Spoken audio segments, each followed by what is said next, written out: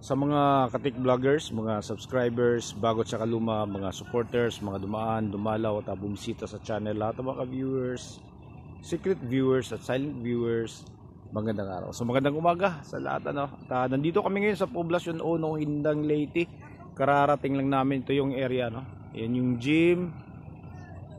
Okay, tapos ayun yung service, yung isa yun na nakapasok na yung isang wing ba natin.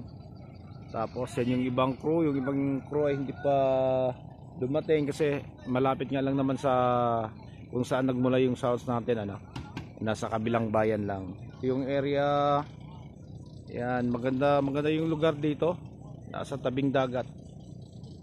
Ayan, tapos dito kung haharap tayo dito, ayan, ayun yung mga isla na yan. Ayan yung sikat na 4 islas dito sa Leyte. Ayan, 4 islas. So napakalapit lang dito. Ayan siya. Ito yung paligid, ito yung lugar namin dito sa Leyte. Okay, so mula doon sa bayan namin, sa siyudad namin, mga pangatlong bayan. Kulang-kulang 1 oras yung biyahe mula sa amin. Ayan.